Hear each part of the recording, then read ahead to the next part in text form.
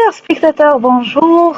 Alors, اليوم غنبدا نهضر لأول مرة بالعربية، وغندير لانترو جديد كنتمنى يعجبكم.